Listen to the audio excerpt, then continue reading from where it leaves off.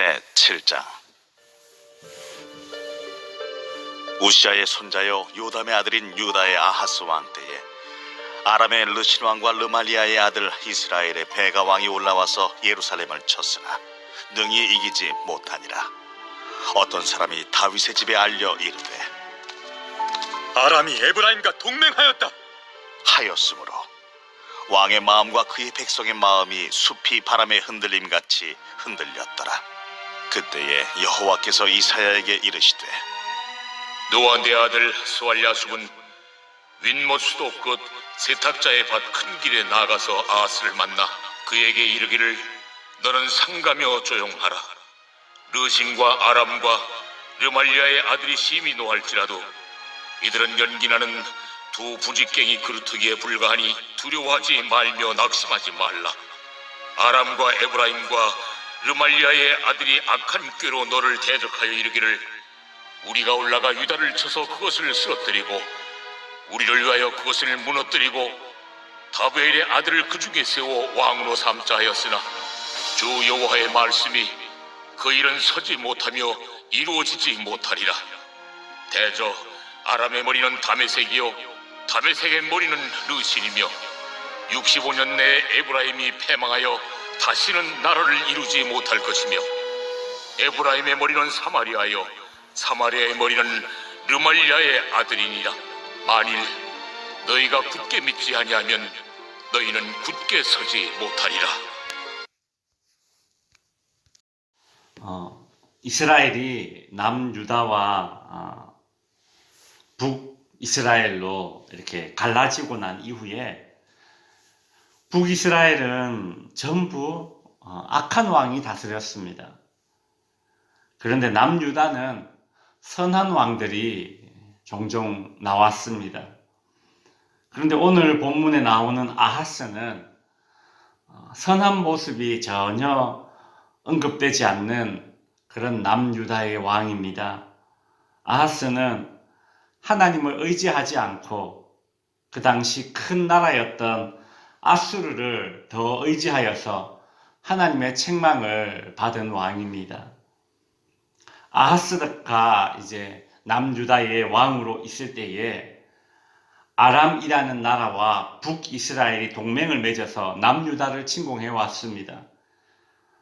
아람은 이 아하스의 할아버지 우시아가 왕으로 있을 때에는 조공을 바치던 그런 나라였는데 지금은 북이스라엘과 연합하여서 남유다를 공격해 온 것입니다. 아람과 북이스라엘이 남유다를 공격한 이유는 아수르 때문입니다. 아람과 북이스라엘은 아수르의 공격에 대항하기 위해서 남유다에게 같이 동맹을 맺자 그리 제안했지만 남유다 왕 아하스는 이 당시에 친아수르 정책을 펼치고 있었기 때문에 동맹 제안을 거절한 것이죠. 그러자 아람과 북이스라엘이 연합해서 남유다를 먼저 침공한 것입니다. 오늘 본문 2절에 보시면 아람이 에브라임과 여기서 에브라임은 북이스라엘을 가리키는 것입니다. 아람이 에브라임과 동맹하였다 하였으므로 왕의 마음과 그의 백성의 마음이 숲이 바람의 흔들림 같이 흔들렸더라 라고 하죠. 두 나라가 연합해서 침공해 오자 남유다 백성들과 이 아하스 왕이 가졌던 두려운 마음을 이리 표현한 것입니다. 숲이 바람의 흔들림 같이 막 큰 어떤 떨림이 있었다라는 것이죠. 두려움이 있었다라는 것입니다. 그때 하나님은 이사야 선지자를 아하스 왕에게 보내어서 하나님의 말씀을 전달합니다. 4절에 보시면 그들에게 이르기를 너는 삼가며 조용하라. 르신과 아람과 르말리아의 아들이 심히 노할지라도 그들은 연기나는 두 부직갱이 그루터기에 불과하니 두려워하지 말며 낙심하지 말라. 하나님은 아하스 왕에게 삼가며 조용하라 그리 말씀하시면서 낙심하지 말라 이런 말씀을 하고 계십니다. 아하스 왕에게 삼가며 조용하라라는 말씀을 하셨는데 이게 무슨 뜻일까요? 남유다의 수도는 예루살렘이죠. 예루살렘은 좀 높은 지대에 자리 잡고 있기 때문에 적국들이 침략하기가 힘든 그런 천연 요새입니다. 근데 한 가지 아쉬운 점은 지대가 높다 보니 물이 귀합니다.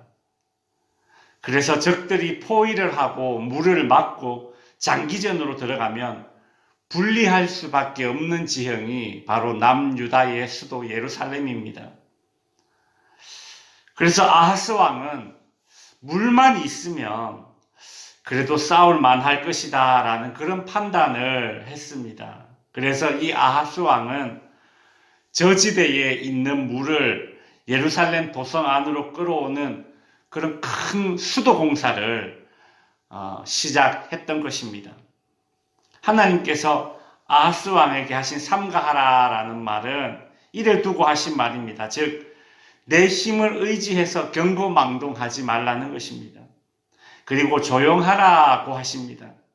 조용하라는 것은 바람에 휘날리는 나무처럼 이리저리 휘둘리지 말고 너의 마음을 지켜 고요하게 하나님을 의지하라는 것입니다.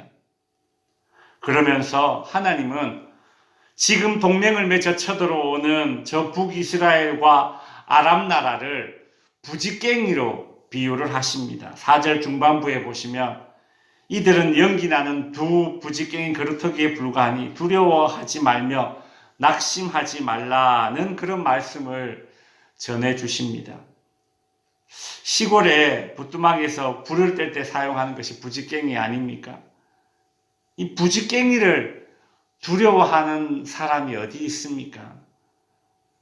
제 어릴 적 기억을 더듬어 보면 부지깽이를 두려워하는 존재는 시골에서 기르는 똥개밖에 없습니다. 똥개들이나 부지깽이를 휘두르면 깨갱하면서 두려워하겠죠. 그런 것입니다. 하나님을 의지하지 않는 인생은 전혀 두려워할 대상이 아닌 부지깽이조차 두려워하지 않겠습니까? 하나님을 의지하지 않는 인생은 부지깽이를 두려워하는 한마디로 똥개 인생이죠.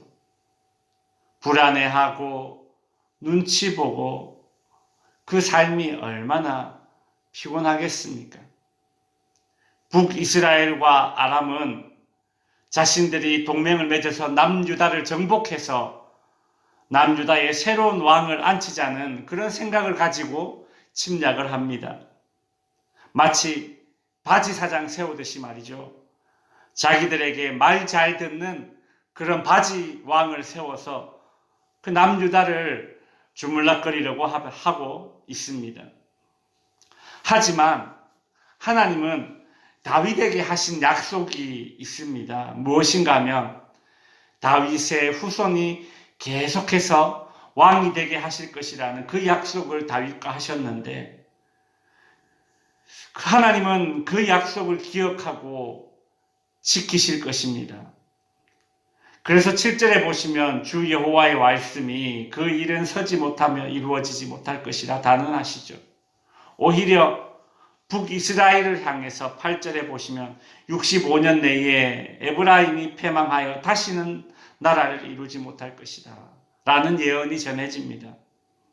북이스라엘은 자신들이 남유다에 새로운 왕을 앉히며 좌지우지하겠다라는 그런 계략을 세웠지만 그 일은 이루어지지 않고 오히려 65년 후에 완전히 패망하는 일이 있습니다. 사람이 마음으로 자기 계획을 계획할지라도 이를 이루시는 분은 오직 하나님이시죠. 그러니 우리는 사람의 어떤 계획에 낙심하지 말고 세상의 위협에 두려워하지도 말아야 합니다. 이제 말씀을 정리하며 기도 제목을 드리겠습니다. 첫째, 하나님을 의지하지 않으며 사는 인생은 부지깽이조차 두려워하는 삶을 살게 됩니다. 전혀 두려워하지 않아도 될 것을 두려워하는 삶이 얼마나 고나겠습니까? 그러니 우리는 만사에 하나님을 의지하고 하나님을 찾아야 할 것입니다. 두 번째, 아람과 북이스라엘은 하나님을 대신할 수 없습니다. 모든 일은 하나님의 뜻대로 됩니다. 우리를 향한 하나님의 계획만이 온전히 이루어짐을 굳게 믿으시기 바랍니다. 기도하겠습니다.